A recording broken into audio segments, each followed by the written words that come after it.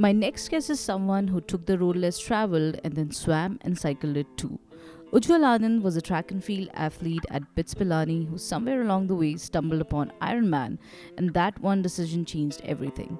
In 2019, after just 10 months of self coach training, he finished his first Ironman 70.3 in Goa and kept showing up. Since then, he has become a multiple time podium finisher, represented India at the Ironman 70.3 World Championships, and clocked an incredible 4 hour 31 minutes personal best.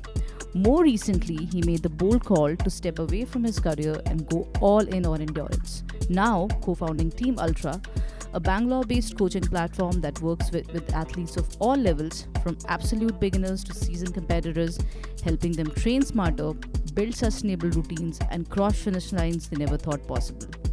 With over 100 athletes coached across triathlons and marathons, Team Ultra has become one of India's most trusted names in endurance coaching. His mantra? Be patient, it's a long race. So please help me in welcoming Ujjwal Anand and stay tuned. Well, we've been planning this out for a long time now, Mr. Ujjwal Anand. Welcome to the show. Thank you so much, Mr. Ujjwal Anand. I don't hear that very often, but glad to be here. Thank you for making the time to be here. I'm sure that you might get a lot of these, such requests, but it's actually because you're doing something very special. And particularly for me, I'm fascinated with individuals who have a knack for, and I'll say this out loud, self-induced voluntary suffering. So That's what I do. having joined the squad recently myself, I can relate to a great extent. So a big wholehearted welcome, and Thank can't you. wait to unpack what you have in store for us. Awesome. Let's do this. Yeah. All right. So Ujjwal, so let's start by building a frame of reference for all the curious souls out there who might be, curious about what we are trying to talk about here. What's the discussion? Why Ujjwal is here? What does he do? Right. So, you, Ujjwal, are an elite triathlete, which means you excel at three sports. You compete in, finish, and win triathlons. So, let's help the audience understand these terms better. What is a triathlete? What are the individual sports involved in this? The distances and some of the famous triathlon events out there. So we can start by building a base out here. For sure, triathlon is a very interesting sport, something which I personally discovered very late in life at the age of 22. But it the whole concept of triathlon got me so excited that I was just immediately pulled into it, right? So what a triathlon means is basically a combination of three sports: swimming, cycling, and running, one after the other. And most of the common formats are done in this particular sequence. So it has to be swimming first, then cycling, and then the last one is running, right? So giving a comparison to the run world, because most people understand that very easily. So in run world, you have four standard distances, which is your 5K, your 10K, your half marathon, and then your full marathon, right? So in triathlon world as well, you have four standard distances, starting from the shortest one, which is called a sprint distance, which has 750 meters of swim, 20 kilometers of cycling, 5 kilometers of run. Right. So that's the shortest one you get. It's long for most people, but that's the shortest you get.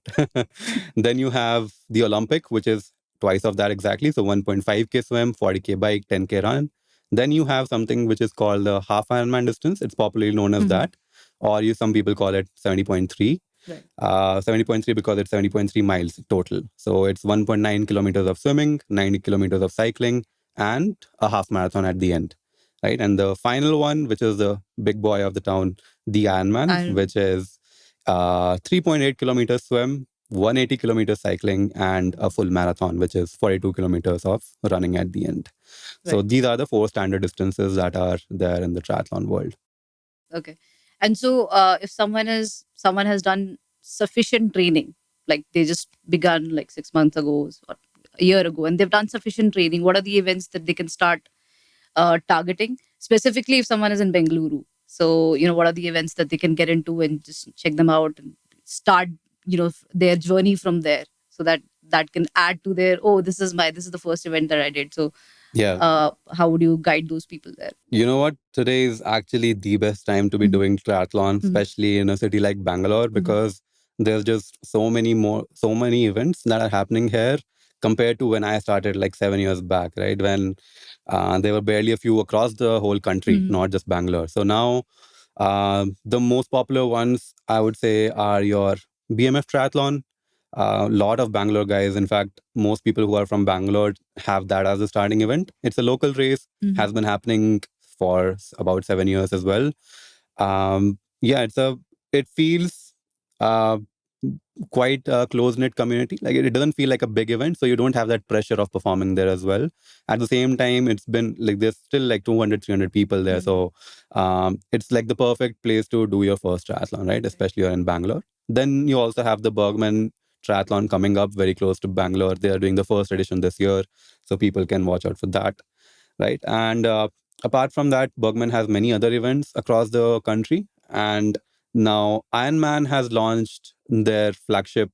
The Goa one was always there, which was the half Ironman distance. But half Ironman is way too big for someone who's doing their first triathlon, right? So you would want to do something the shorter distances first. So now Ironman also has the Olympic distance, which is one level below your half Ironmans. That happens in Chennai now. So they did their first edition this year, and I'm sure they're going to continue it for the subsequent years as well. Correct. I know that you mentioned it, but for someone who's just getting to know about this, so Ironman is the most elite championship in this whole triathlon series. Like for example, for a lot of sports out there, there's Olympics, right? They aspire to be in the. I want to compete in the Olympics sometime. So, is it the same for triathlons as well? Is it the ultimate championship one strives for, or is it there is something else as well that we might not know of? Well, it's a hot topic for sure because, of course, Ironman is considered to be the pinnacle of triathlon, but then triathlon is also part of the Olympics, right? So the Olympic distance, which I mentioned, is coming from that because that's the distance which the Olympians participate in every 4 years. So yes, these are the two biggest events, I would say, Ironman and the Olympics. Now, you might hear different opinions of which one is bigger, which one is more glorious. But of course, Ironman is the reason why so many people in the world know about triathlon, even, right? So, comparing it to cycling, for let's say, cycling is also a part of Olympics, but then Tour de France is even bigger than Olympics in cycling. So, I would say, yeah, in triathlon, it's very similar. Like Ironman is the reason why everyone knows triathlon and gets into triathlon, but it's still a part of the Olympic cycle as well. That's right. So, how did you initiate yourself into it? Like, what's your story? And most importantly, how did you know that this was it? When I was researching about you, I came to know that you started this. At least this is my impression, that you started this in BITS Pilani when you were doing your track and field, runs and competitions. But was there something else before this? Like, the people go through a series of things and they're like, nah, not for me, nah, not for me. And then suddenly, bam, this is for me. I'm going to commit to it for my entire life. So how did that story look for you? I have had many different phases in life. So I haven't been a sports guy all my life. I have tried a lot of different things, right? The one common thing I have seen in my own life is that I've been a sort of an oddball. So doing things which are a bit like off tradition, right? So how did triathlon happen to me? I saw a video like most people do, and especially 5, 10 years back, right? I saw a YouTube video of the Ironman event, and it just happened to pop in my feed at that time. I don't know how, I don't know why. And I just got drawn into this concept. Like, it seems like an impossible challenge almost, right? It's like the distances are so huge that you can't even comprehend how can one person do that too on the same day. Like, I did not know that it's happening on the same day, right? I used to run in track and field, of course, which is 100, 200, 400 meters max. So the max I would run is less than 1/100th of the marathon distance. And then you have to do that after 3.8K swim and a 180 kilometers of cycling, which was just, I thought it's humanly impossible. But then I saw that video and it stayed with me, right? So this is third year of college. I did not act on it. I just knew that this is something that exists. How did I get into it is 1 year later when the placements were happening.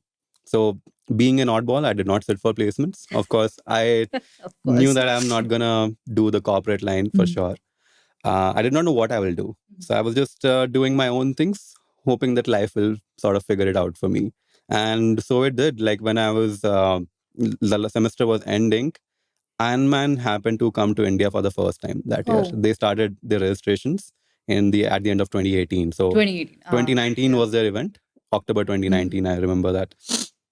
And they launched the registrations, and I, of course, got to know about it. And I'm like, okay, this is it.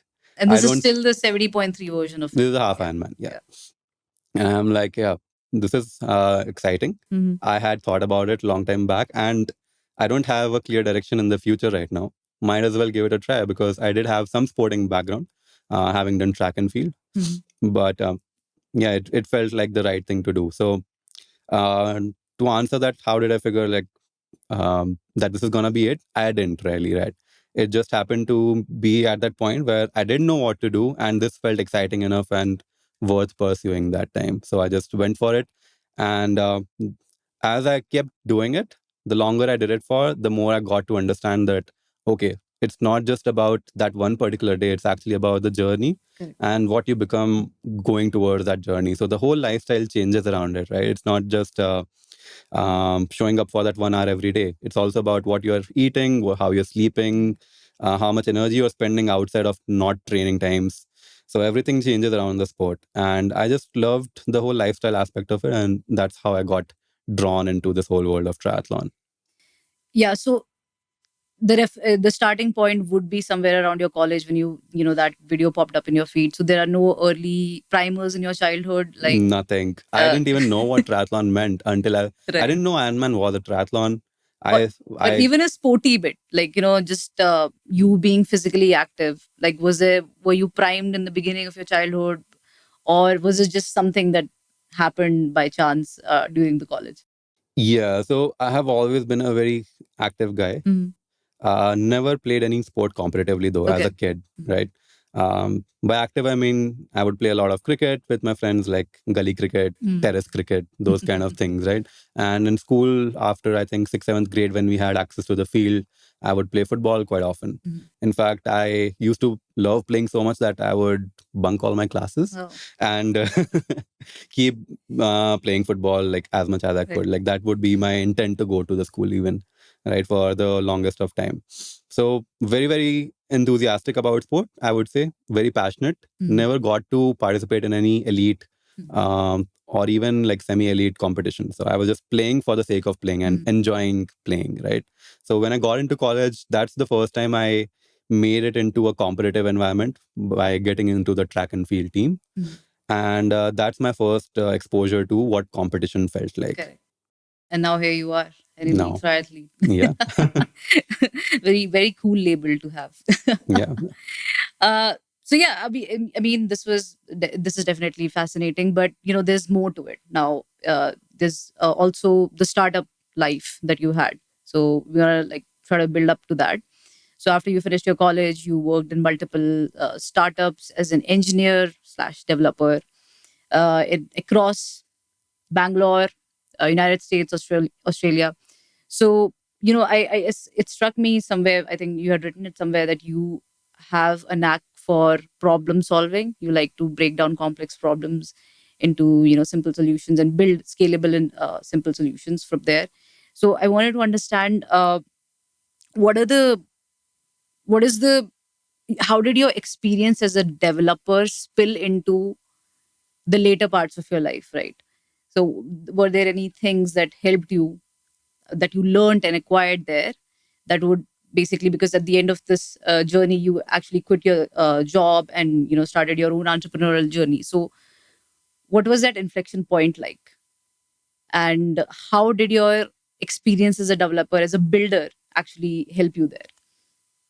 So I think I've always been good at problem solving, right? That's how I even got into BITS. It's basically simple problem solving things.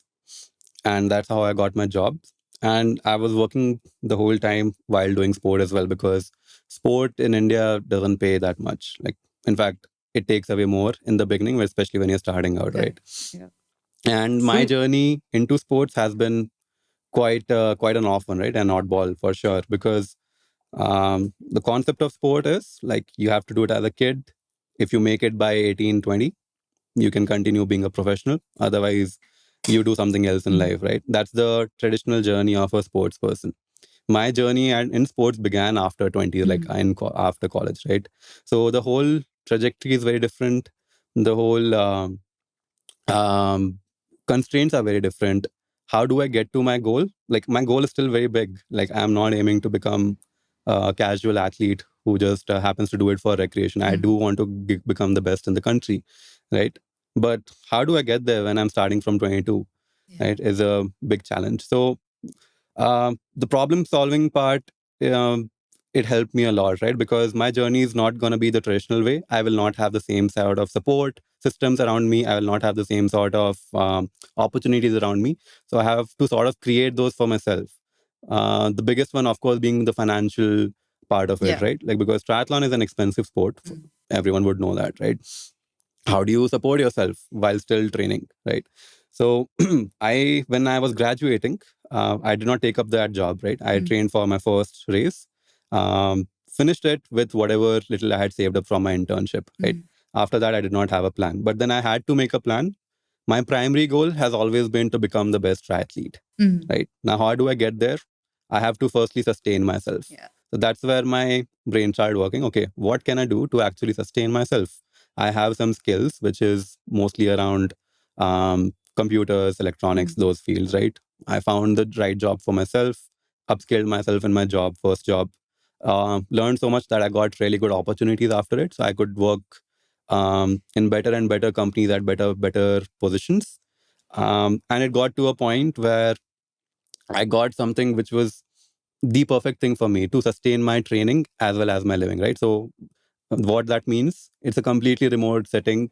I'm working for a US or an Australian company, working, I would say, flexible hours. So it's not limited to that you have to work in this particular time, which is very useful when you are supposed to train like twice a day, right?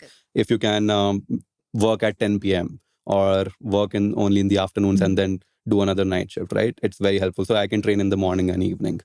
So I found the right jobs because I could lay down the plan for myself. And eventually it reached a point where I was like financially independent. I had done so much in my professional career that I could finally take the leap, moving from that to a full-time job around my sport, which I'm passionate about. So in a nutshell, yeah, that's how it happened.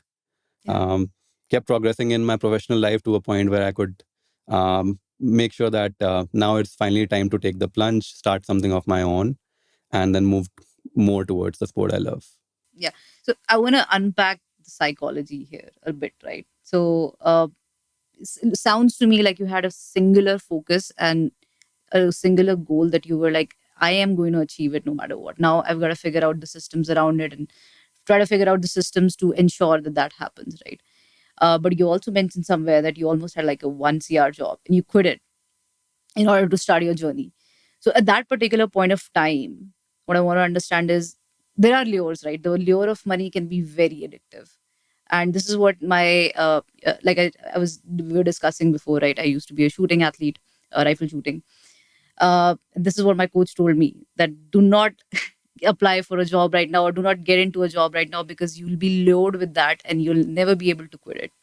And it's been hard. For me personally, it's been hard. And I'm sure for a lot of us, it's hard. Did you at any point feel anything, any such lure, pulled by any such lures that maybe wanted you to second guess your decision or maybe say, okay, let's just stick with this and not? So how was that for you? Okay. Two things here, right? Number one, I have always been, and I think I am in general, a very obsessed kind of person. So generally, I don't take interest in a lot of things, especially the things that are like happening in and around me, right? So, for example, when people were preparing for IIT, I wanted to play football. So I would do that. Like, I would bunk all my classes. I would just play football. I nearly flunked my chemistry in 11th grade, right? Second example, the placements. Yeah. When everyone's doing that, I want to do something else. I know I didn't want to do this. So I did not do it. But once I logged in on the Ironman Goa, like it's 100%, right? All or nothing. That mentality I've always had. I don't know how I built it, but it's always been there, right? So And that's really helped me in a lot of ways to be like committed to one big thing. And this frankly has been the longest project I've worked on, right? So I earlier have had obsessions which lasted for maybe a day or a week or a few months, right? Or even a semester before this. But this is like a 10-20 year long project. It's still ongoing. Yeah. But yeah, I'm still logged in. So Yeah. I think I have that knack, right? So that's helped me keep that focus. Number two, which I think a lot of people take for granted, I'm very, very lucky with the things that have been given to me. Like, I didn't have the best of the childhoods. Like, I am not from a privileged background, right? Middle class at best. But still, I had the brains to top my classes with less effort. And if I put a lot of effort, I would get like really good results, which I found out when I started doing my job, right? So I had that combination of genetics. I had that combination of the environment I had, right? I've got to go to the best school, the best college. And the combination of all that put me in the right places. So I could figure out a way, right? A lot of people don't even get that opportunity, which I had. So I had everything to make sure that, yeah, I still have this main goal, which is I want to be the best triathlete. How do I support myself? Is by taking up a job, which I am like really good at. I can not like slog like 12 hours every day. I can still make it by working 4 to 6 hours every day. And that's like the perfect thing for me. So I built my support systems because I was lucky, and I stayed true to my goal because I was obsessed. Well, the obsessed oddball, shall we call you that? For sure. Yeah. I'll put it as my nickname. I'll I think mean, about it. yeah. I mean, this is so fascinating to know, and that's one bit of it. Like, right, that you have a knack for things and you get obsessed with things, and then but with the world of triathlon, you've basically built a long-term relationship, and that speaks to a lot of qualities that are innate to you, right? But we human beings, we operate in civilizations, around people. So, there's in India specifically, there's a lot of unsolicited advice flying out from everywhere.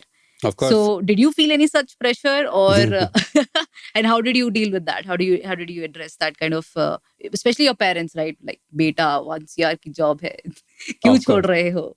So something like that, or even relatives, right? So, of course, the pressure is always yeah. there. Another thing about me is, like, I have cared very less about people. I mean, I'm not saying it as a positive trait. It's like a dual-edged trait, right? Like a dual sword. So whenever people have had, I mean, everyone has told me not to do this, like for the longest of time. Even now, like, when will you stop doing sport?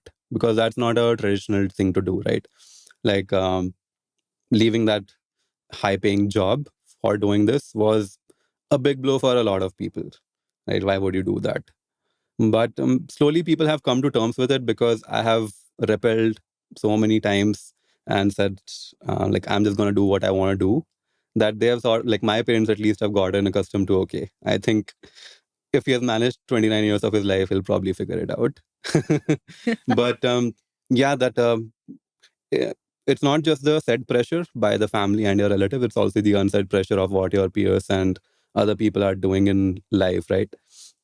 And I still have that, like, because again, I've been very lucky to have the opportunity to do many different things. So good at academics, I had that opportunity, right? Then I was into music for a while, I had that opportunity, and then I got into sports, so I have this opportunity. So in fact, a very interesting thing happened. I was giving my TEDx talk in third year of my college, right? And there was another speaker that time. He had come from ISC, I think. I remember, yeah, probably ISC. He was an astrophysicist. So we were sitting next to each other. We were listening to the other speakers that time. And as we started speaking, I started hearing about his life, which was, of course, very fascinating. And then I told him about my thing. So my talk at that time was about doing multiple things. So I like being good at a lot of different things. That was a primary agenda. So he's like, very exciting, dude, but you're going to have a very big problem very soon. And that's the problem of plenty. Yeah. And I did not understand what he meant at that time. And but pretty soon I figured, okay, like, if you're good at too many things, that's also a big problem, because then you don't know what you should choose. And if you choose one thing, there will be some guilt left that you could have done the other ones as well, or maybe even better. So maybe did you choose the right thing or not? So I still have that, but at the end of the day, I still lock in back to my like why I started doing this. And I do have a plan of what I need to do in life once I'm done with sport as well. So I do want to become the best triathlete in India and get to as high a level as possible. But then I do have plans in life of what next, because I do have some other talents that I don't want to go to waste, which I'll probably explore once I'm done with this whole sporting phase of my life. And at the time when you were about to quit and go all in on the triathlon journey, how did you perceive that your life was going to look like, and how does it look like now? Like, what's the difference? Oh, there's a lot of hard hitting realities that have sort of seeped in. I still like, I enjoy my life like a lot right now. So I won't take that away, right? But when I got into sport, it was very new for me, right? I was getting in at 22. And the thing is, people think, like, especially if you're very motivated, you feel go all in, right? Like the more effort you put, the better results you're gonna get. Like that's what. So we had the conditioning as sort of as kids as well. Like when we were studying for JEE or academics, like the more you study, the better your results. The more you study, the longer you study for, the better your results, right? The more effort you put. Very, very quickly, I realized in sport that it doesn't work that way. In fact, doing too much has been the biggest problem of mine. Like doing too much and then having an injury or a fallback, or just having to take a forced break. So what I realized is sport is much more about being disciplined and being patient than about being aggressive and highly driven. Correct. Right? I mean, it's different for different people. So there's people on the opposite spectrum as well who are like not doing anything. For them, definitely have some drive. Get yourself out, get off the couch, and do something. Right? I'm on the other extreme. Like I'll do too much. I'll dig myself a hole and then keep going. Right? So for me, the biggest lesson has been to hold back. And I can see that difference in my own personality as well. So from where I started to what I've come to now, that whole thing has shaped my personality. I've become much more calmer, much more disciplined, not just in sport, but in other aspects of life as well. Right. So all that has definitely impacted me. Yeah.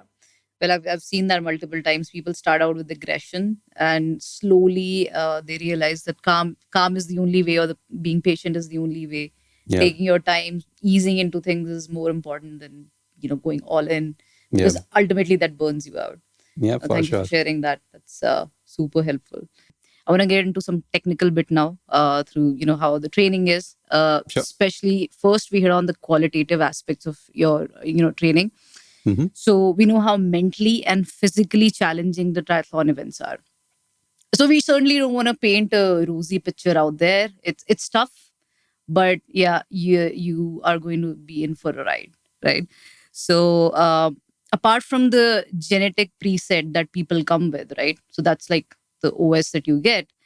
What are the core fundamental qualities that people need to build, which you might not get in your genetic, operating system, that help you sustain this game for longer? Because, like I said, mentally and physically challenging, right? So we can get into certain aspects of it, whether it's during the event, what harsh realities one faces, and even the darker periods that loom over people. Especially, I saw your posts as well, so certainly you were hit with that as well. But what are the core qualities that have helped you come out of those, and when during an event they help you go further when your mind is almost or body is about to break? So yeah. Right. So I think one common feature with most athletes that I've seen is that they are a typical type A personality. Yeah. So the reason being, type A, what does it mean? It just basically is you are that competitive person, right? You like a big challenge and then you go for it, right? So that's the biggest quality like shared amongst every triathlete. So if you are that person, you don't have to be in the sport at the moment to be a good triathlete.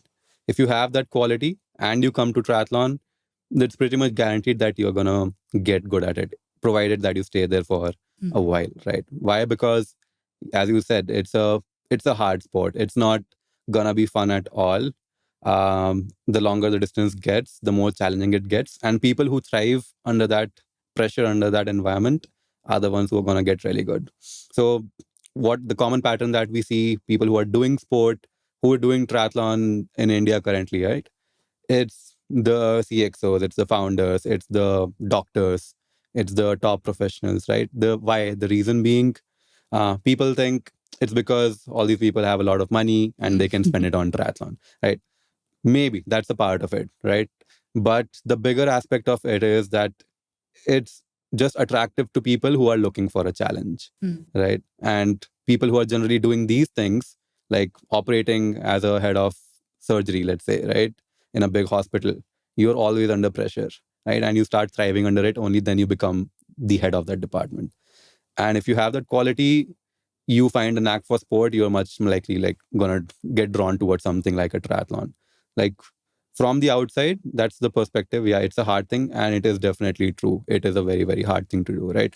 Uh, Especially once you start doing something like a half Ironman or a full Ironman, there's gonna be at least one or two moments through the race where you'll face your demons. Like there's no way you're going away with like having a good time. If you are like really pushing for it, if you're aiming for a good time, you will face your demons.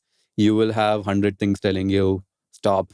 Like you will face all the adversities you can, and then somehow you have to figure it out, of course through the training. Like you have to have some preparation, but then on the fly, can you figure out solutions to your problems?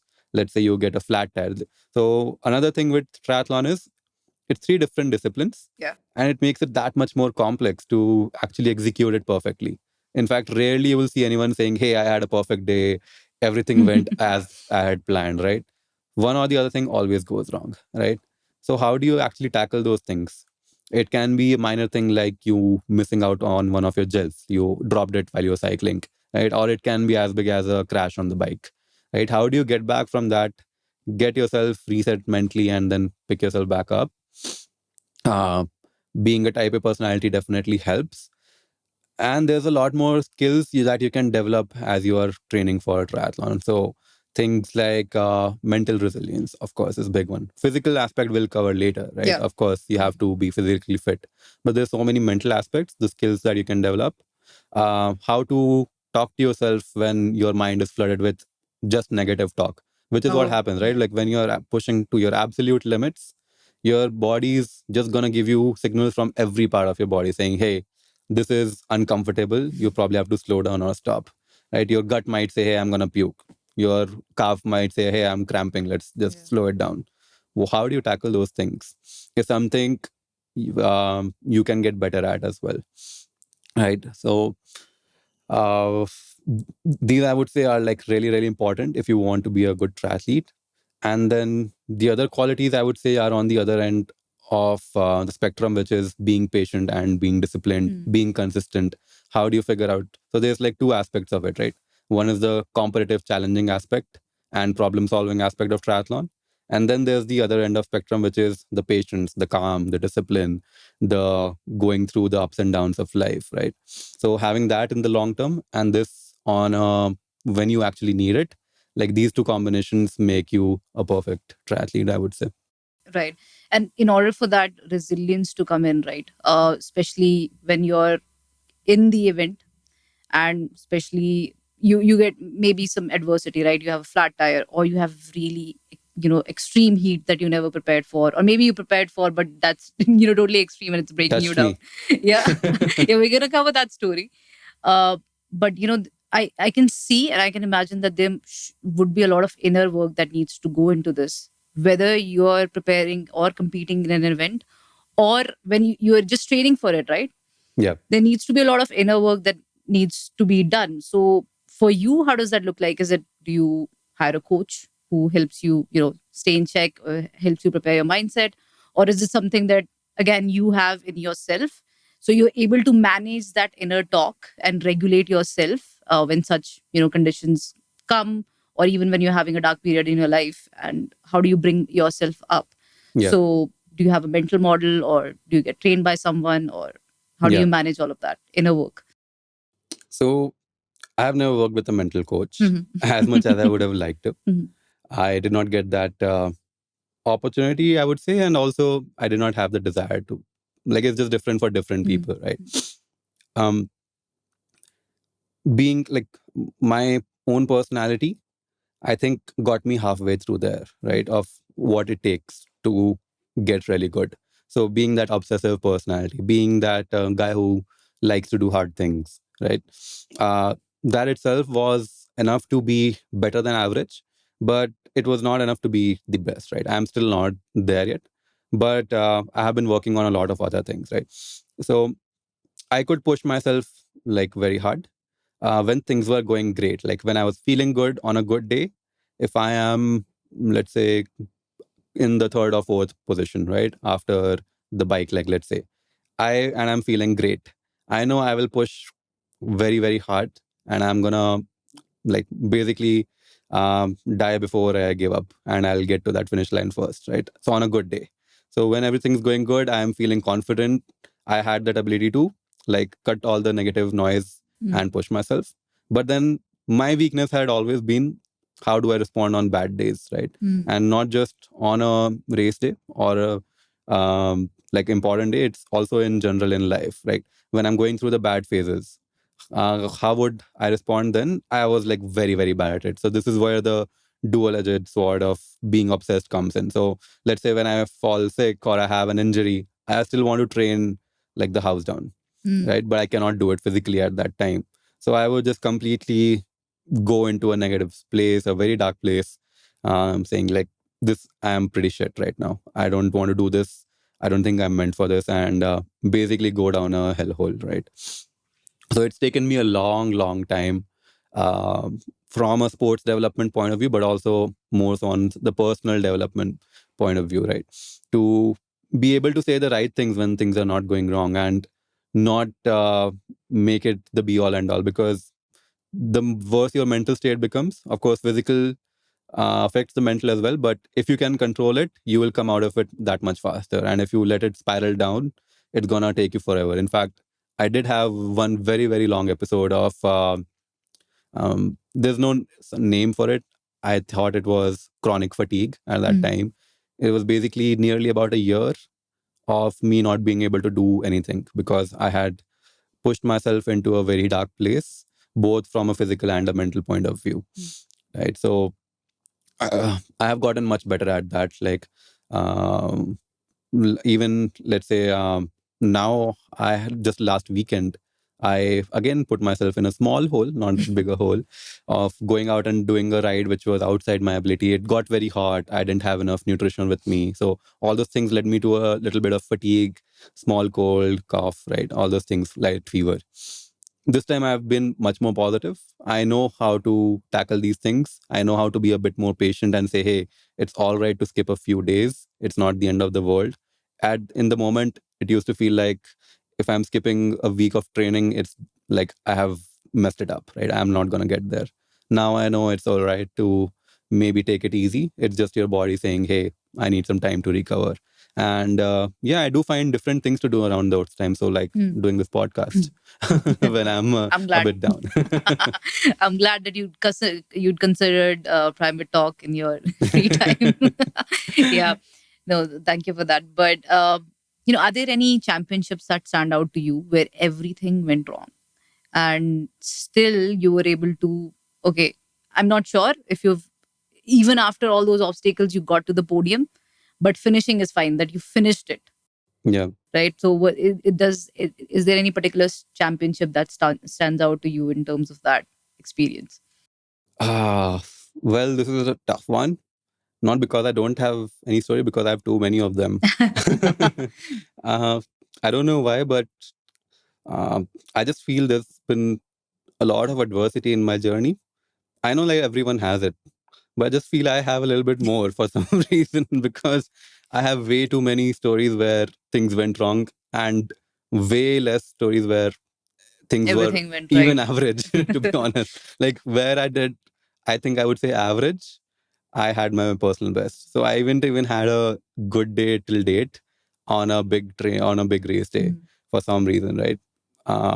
Be it have I done too much, it's my own fault, or be it something else that has come up. So if I just have to pick one, I would say maybe something from the recent past, right? Like I would say pick the Ironman Goa from 2025. It wasn't a championship, it was a big race for sure.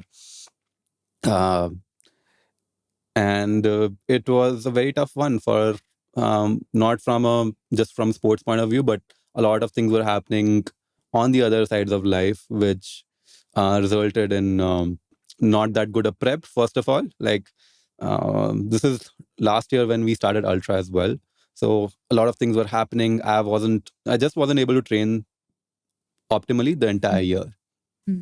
So coming into the race underprepared, that was number one.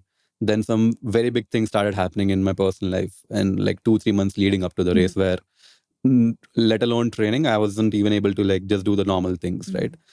Things were falling apart, not sleeping well, high stress all the time, right? So coming into the race, it was not just a physical barrier, but a very, very big like mental stigma to even do it.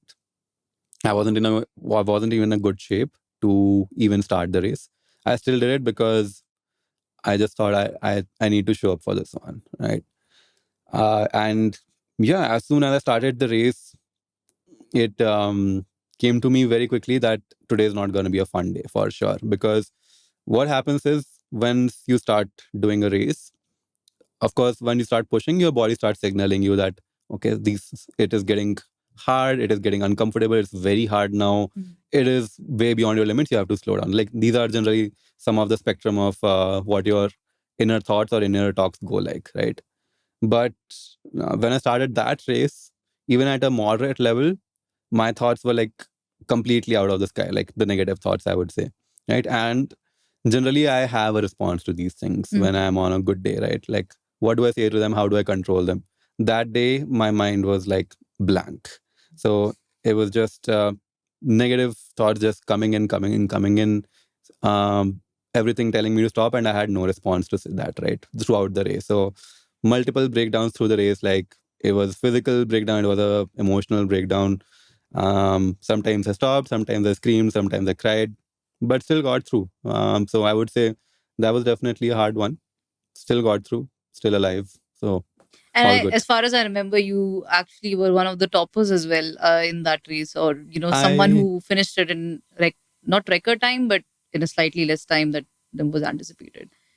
it is actually one of my worst ones. I finished in like 5 hours 10 minutes. So I 5 or still 7. came second in my age group. Yeah, in your age group. Yeah, that's what. But like from what I would expect myself to perform, versus what I did was, of course, way off. But like at the end of the day, no hard feelings against myself for not performing, because I mean, that was one race I think I'm actually proud of just getting it done, because I don't think um, like most people will be able to even show up for that one, let alone finish it.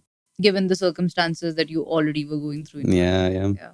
pretty tough. That's tough. That's tough of you actually to persevere through that and still show up and at least finish the race, right? So that's super important for everyone to know, because things are going to get out of control, and sometimes they're not going to be in your control. They're going to be external circumstances.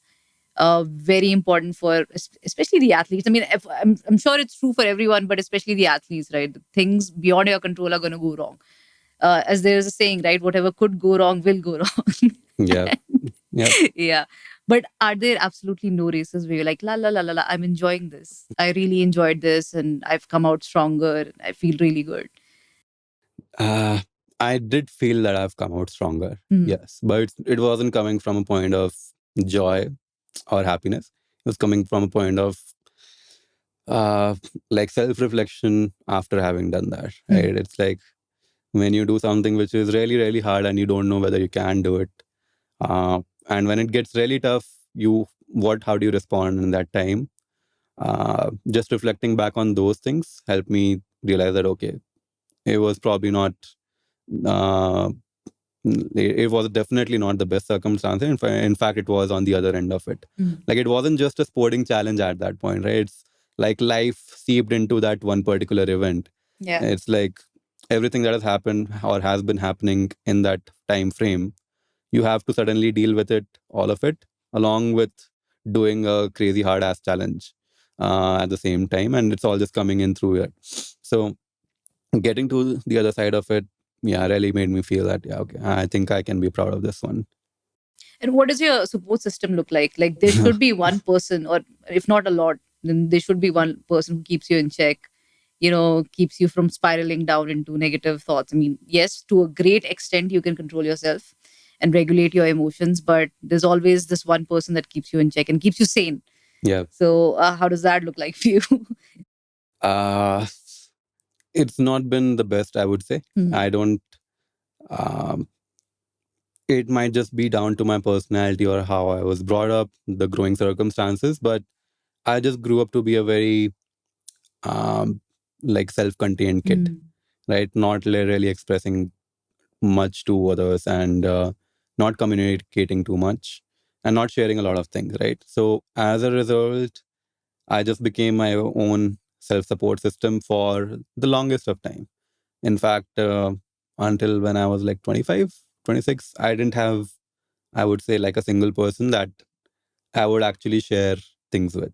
Like, it was just me and my own head. So that's the dual-edged sort of being. Yes, I was obsessed, and it helped me a lot to get to that state. But then the downward spirals were like really, really low. Like, it was the absolute worst, right?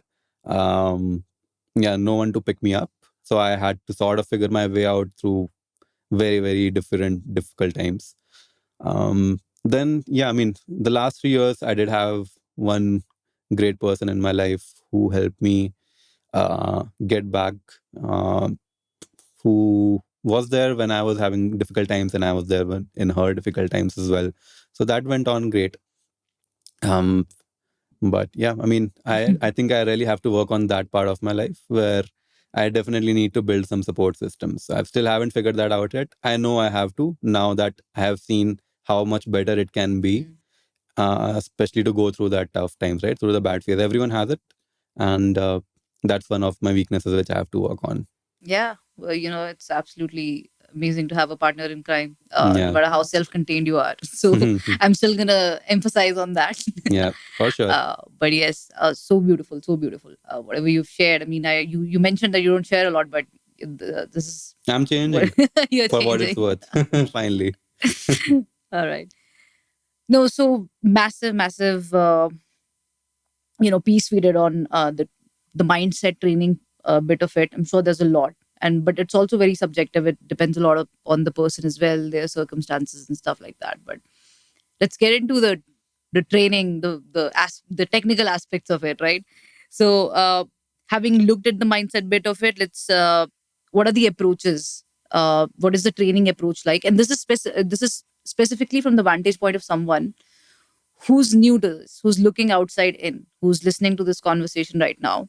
Yeah. And what are the non-negotiable fundamentals from the perspective of your nutrition and even your training approach that we should be focusing on, or the people should be focusing on, that are absolutely non-negotiable. No, this is something that you cannot skip, mate. So, Yeah. how would you throw your light on that? There are so many aspects that go into making a good triathlete. You have definitely hit on a few of them: nutrition, recovery. I mean, the three main pillars I would say are these, right? Your training, your nutrition, and your sleep/recovery, right? If you can master these three, there's no way you're not going to progress, right? But it's very hard to master all of them, especially given the constraints of life. So if you are a professional in your teenage years or early 20s, and this is the only thing you're doing in life, it becomes that much easier to manage all these three aspects. But as most of the people are who balance these three, plus work, plus life, plus family, plus XYZ, right? Then it becomes that much more tricky. So what I tell most people who are training with us as well is don't go to the extremes. Don't try to hyper optimize on everything, but focus on one main thing, which is consistency, right? Just build decent to good habits. You don't have to have the best habits, just decent to good habits, but doing it consistently, week on week on week on week. That's gonna give you results, right? So I would say the biggest non-negotiable is being consistent with your habits, right? Which can be like waking up in the morning and you're getting your training done first thing, right? That's a very good habit. Helps most people being time efficient as well. Then you can just go to work and do your stuff, and you have gotten that thing out of your to-do checklist, right, for the day. You don't have to think about when I should be doing it. Other good habits, like have enough proteins. Of course, people are becoming much more aware, but also having enough carbs around your sessions. So as an endurance athlete, it's not just a game of proteins and proteins. And that's the fact that proteins, be high on that and cut out everything else. For endurance athletes specifically, you need energy to be able to execute on your training as well, and their carbs become very important. Yeah. So, I wanted you, that's where I wanted you to emphasize on this, and I want you to, because a lot of people still think of carbs as their enemies. These Yeah. are the enemies. And that's true for the weightlifting. If you're doing more weightlifting, probably you'd get in more protein, right? But for the endurance bit, you've had to have carbs. So, Yeah. definitely something that I wanted to take a pause and then especially emphasize that, hey, carbs are not your enemy. And probably you can also explain better how they help you in a scientific, in a biological manner. Also, they're helping you build your endurance and sustain you for the longer term. For sure. I mean, endurance is all about movement, right? You have to go from point A to point B, right? And you have to keep on doing a repetitive movement again and again. So, for example, if you are doing a 10K run, it's basically approximately 10,000 steps you have taken one after the other, right? And how are you able to take those many steps is because you have energy to do that. And where is that energy coming from? It's not coming from your proteins. It's not coming from your fibers. It's not coming from your vitamins, minerals. It's mainly coming from your carbs, of course, fats as well. But let's just keep it simple. It's coming from your carbohydrates, right? So that's why you need carbs, because that is the fuel that keeps you running. So if you're a car, you need that petrol to keep you running.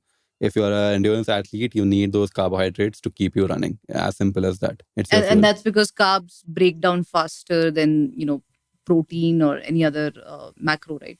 So yeah, breaking down proteins for energy is generally not ideal, because where is your Yeah, proteins correct. generally stored is your muscles. So essentially, when you start using proteins is when your muscle breakdown is happening, which is happening when you don't have enough of your carbohydrate or your fats availability, right? So you don't want that to be happening. The main sources will still be carbs, fats as well, but the predominant source that keeps you moving is your carbohydrates. Okay. Yeah. So I think now it's safe to get into Team Ultra in order to discuss. Now that we're discussing the training approaches and all that, I think it's great to bring in Team Ultra as well, which is a venture that you recently co-founded. Tell me a little more about Team Ultra, and I'm gonna get into the challenges that usually people face, and how do you, as Team Ultra, help them achieve get past those. But yes, tell us a little more about your venture. What's it all about? Yeah, so it falls very nicely coming from the world I was a part of, which was a startup world before, right? So, as I said, I was working full time while pursuing triathlon as a sport and trying to be an elite athlete, right? So, that started happening from as early as 2020, right? And since then, I worked in 5 different early stage startups, right? Uh, why? Because I always felt that is where I belong, because it gave me a lot of independence. The learning curve was much higher there. I could learn a lot of things, right? So I always felt very close to the startup world as well. And somewhere on the back of my mind, I knew that, yeah, one day I'm going to do something of my own as well. Because most of the team size was smaller than 5 to 10. So I was almost like a founding member for a lot of these things. I just felt like, yeah, I would one day do something which is sort of my passion as well, and something I take interest in. And yeah, I would want to lead that. And that happened in at the end of 2024, right? When we were traveling across the globe to Europe, to Australia, to Middle East, to Asian countries, and just seeing the culture of sports in these different places, right? And that really shook us in a way, because here when we do sport, it's such an out of the box thing that there's so much friction attached to it, right? So let's say when I have to go out and cycle in a city like Bangalore, I don't have the infrastructure to do it properly, right? There's safety issues, there's construction happening, then so like so many different things. I mean, for women, it's even worse here, right? Especially in India. And you go abroad and it becomes like it's like a part of their life. Why? Because one, of course, it's a part of their culture and the infrastructure supports it. So you can just take your bike out of your house. There's cycling routes throughout the city connecting everything, and you can just be on the bike your whole day, right? You can probably even skip your car and just do everything on the bike. You'll have swimming pools everywhere. You'll have places to run everywhere. Footpaths are actually wider than your car tracks as well in some places, right? So that kind of environment shock was there when we thought, okay, it's actually uh, it's very very different how sport is perceived in these countries, and we wanted to bring parts of it back to India, right? So part of it is bringing the knowledge of how to do sport properly first, because the problem starts with how to do it, right? That's the initiation of sport. Second problem is the culture of sport, right? How many people are doing it around you? Is there enough infrastructure around you, right? And what we could do at that time felt like we should probably start with coaching, because that's our forte. I had been in the sport for a long time. I had done my courses as well in the endurance space. So we just started out. I finally took the plunge at the end of 24 when I quit my full time job, which was my last one. And then we started and co founded Ultra. So the genesis is, yeah, we want to bring back and bring the um, elite knowledge of how to do sport in a sustainable and injury free way while still achieving your challenging goals, and also building a culture of sport in India, of endurance sport specifically. Yeah. And how do you help individuals in addressing the initial perceptions that they might have, right? A lot of people talk about, oh, I'm not young enough to do all this. Oh, my weight is this much, I'm too heavy, I cannot do this. So all those misconceptions rather, right, which deter you from pursuing it even further. Yeah, So how do you guys help them address, or even time, right? Time is the biggest thing, that I don't have time. I work in a corporate, I'm too busy. yeah. So how do you help address those factors? Yeah, that's actually the biggest challenge that we have seen with most people, and we have sort of we have to address those to even get people into sport, right? The biggest thing that we can do is showcase ourselves in that scenario, because we have been through the similar journey of having a full-time job and still managing to do sport. Of course, my conditions are slightly different from anyone else's, but still we managed to have done that, right? And that itself is a showcase that yes, it can be done by anyone.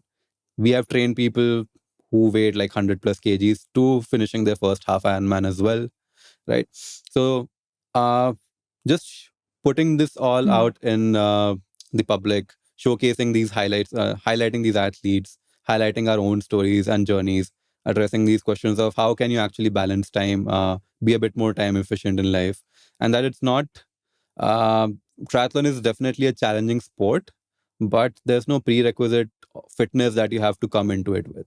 So a lot of people think that, hey, I am like 90 kgs. I think I should probably get down to 70 and then I can start doing triathlon. It's the opposite way, right? You start doing triathlon and then you'll It'll get to only help you. 70. Yeah, exactly.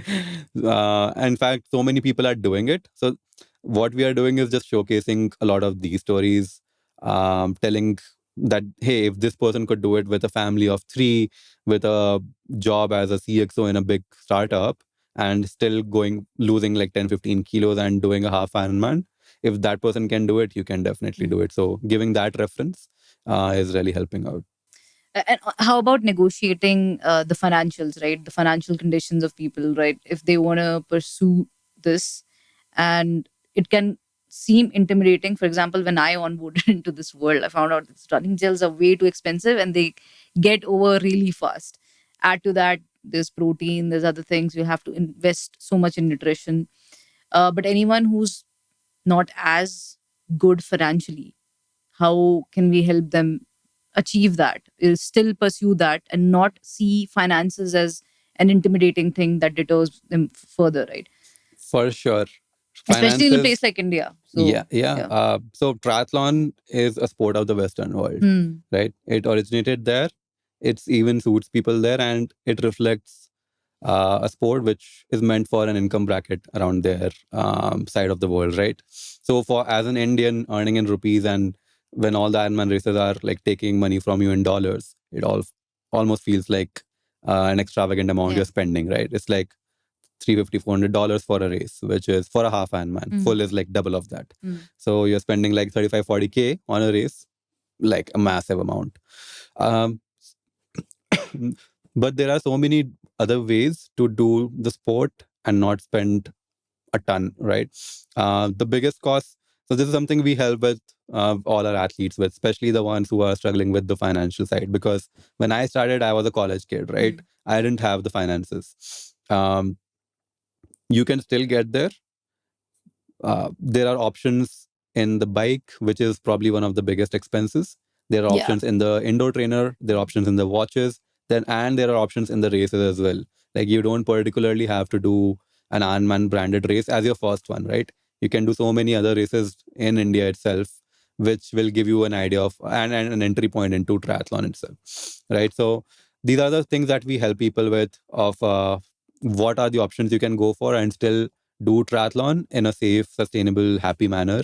And then once the time comes, once you think, yeah, you are ready to take a bigger leap, you can always upgrade. So it's not like you need to get everything as the most expensive thing when you're getting into it. Mm. You can start off very, very small, right? There are road bikes coming at 20-25K. If you don't want a road bike, leave it. Get a 6,000, 10,000 mountain bike and do your first sprint on that. Even if you don't want that, leave it, beg, borrow, steal from your friends, and then do a triathlon on it. So you don't have to spend unless you really want to. There are ways of doing things outside of it as well. Yeah. So looking at the ecosystem, I have heard this. I'm not sure to what extent this is true, but when you spot a talent, and I'm not talking about Team Ultra, just India in general, when you spot a talent, but they do not have the financial means to get there. As you said, the races can be pretty expensive. Are there sponsorships? Do the systems, the government, or any private players, are they sponsoring? Has that begun in India, or that is still something that is unexplored territory or something that needs to happen? Yes, it has actually begun in India, and I am very happy that it's uh, happening at some capacity, right? It is different for different sports. So I can talk about running triathlon this scenario. There are a lot of brands, especially things like your nutrition, your apparel, shoes, watches, even bikes sometimes.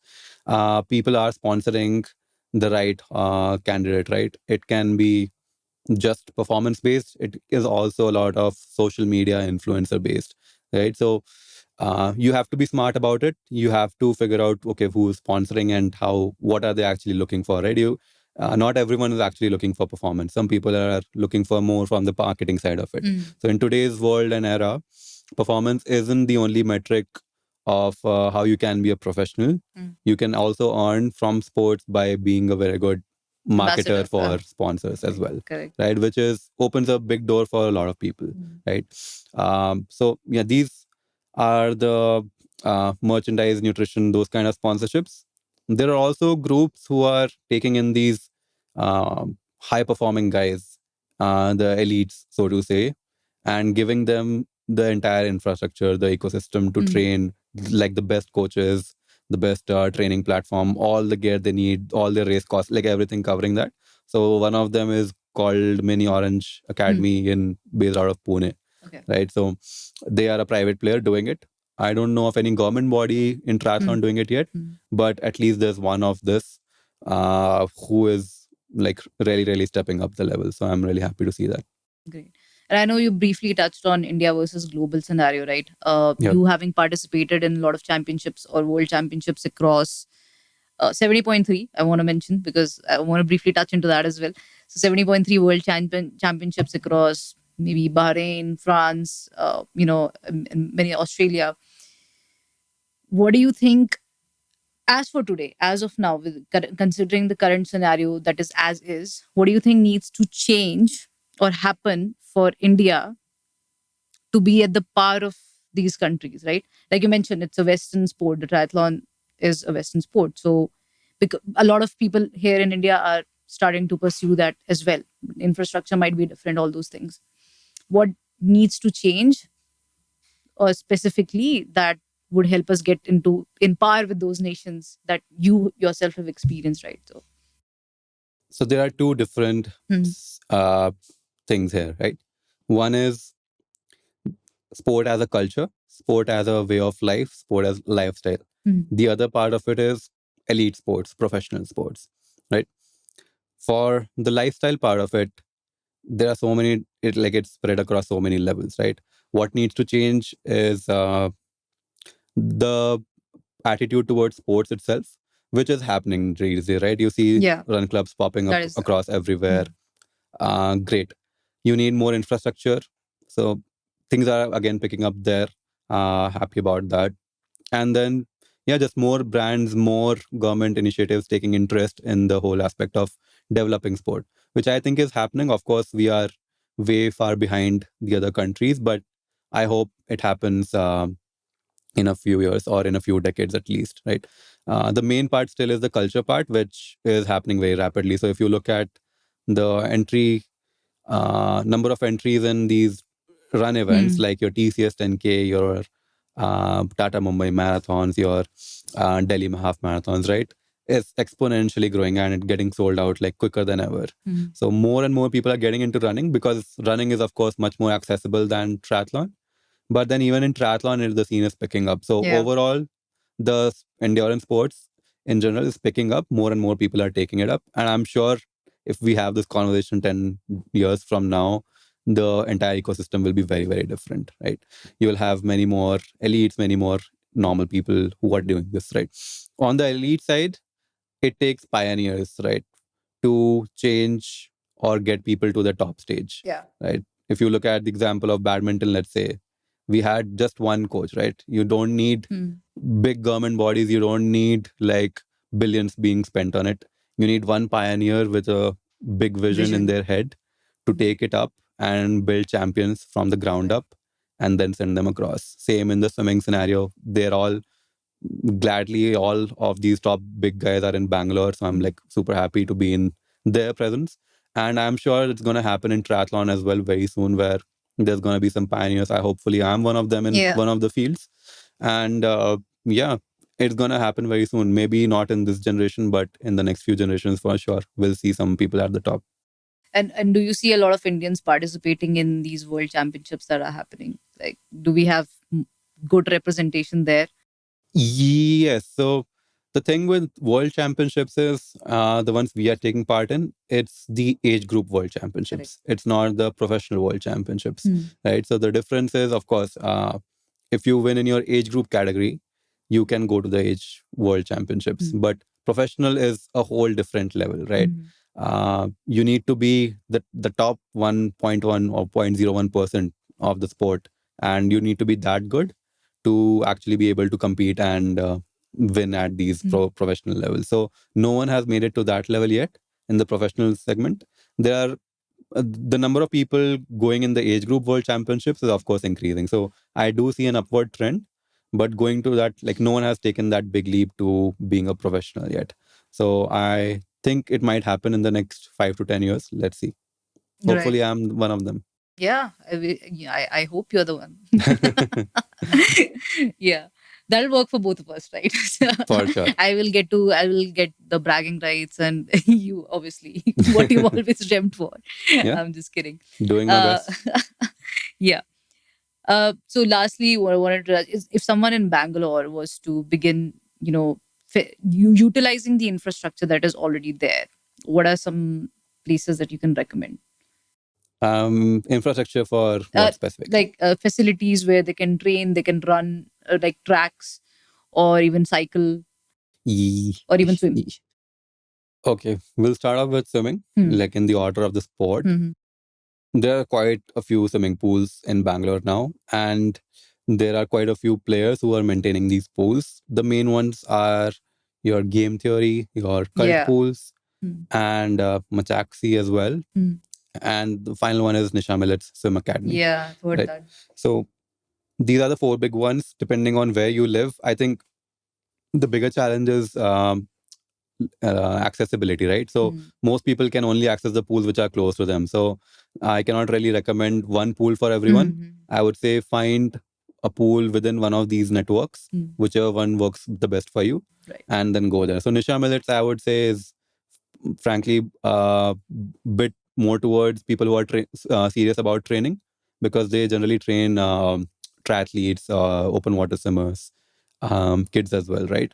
So it's a bit more towards serious and audience. And the other pools are more towards massy audiences as well, like someone who just wants to learn swimming for the sake of swimming, right? So that's about swimming. Cycling, unfortunately, there are not a lot of good roads. There are a few on the south side. People ride on that Kanakpura road. On the north side, the only road I would recommend, or where I ride personally, is the STRR highway, Okay. which is the satellite town ring road going from Devanhalli to Hoskote. It's the outermost ring road, pretty wide, less traffic compared to other areas of Bangalore. So I would say safer than, like, it's not completely safe for sure. There are still lorries and all going out, but much safer than any other road in Bangalore. So I generally do most of my rides there. In fact, I've shifted close to that place for the sake of training. So that's for cycling. Running, there are a lot of good parks, right? So if you are in the central Bangalore, you will have Cubbon Park, you will have Lal Bagh, you will have access to Kantirua Stadium as well. If you are in the north, you will have the GKVK garden, the college campus. You will have the Avalahalli forest to run in. In the south, I haven't explored much, but of course, there's the Agara Lake and a few more parks that people generally run in. Okay. Right, so I think running is a bit more flexible and easily accessible depending on which part of the city you are in. And I'm assuming these all are open to public, right? They're Because all there are a lot open of to public. questions. Kantirua Stadium's indoor track now is, I think, slightly tricky to get into, Acha. but you can still access the inner compound of it. So you can still run inside on the roads, but maybe not on the 400-meter track there. Acha. Yeah, thank you so much for sharing all of that, Ujjwal. There are so many things that we can get into, but I think, today was mostly about building a broad base to just give them an overview of what this world looks like. And wrapping up on that note, I'm actually curious about what your future plans are. Right, you have won or you've participated in multiple 70.3 World Championships and even races. Yeah. What is the natural progression from here on looks like for you? So I am doing my first full Ironman in about 3 months from now. So that's happening in Hamburg in June. So trying to aim a good time, get a good time there, probably one of the fastest Indian times. That's one of my big goals for the year. The other big goals are also get faster in the 70.3 once I'm done with the Ironman, right? So maybe not just this year, but in general, what I do want to get to is becoming the fastest Indian triathlete in the middle and long distance game. So I'll stick on that pursuit for as long as it's needed for. And let's see. All right. I wish you all the best for this. Thank you so much. Thank you so much for being here and making the time for the podcast. There's definitely a lot that people will take from here on. And hopefully we'll get new converts, convert people into triathletes here in India. So thank you so much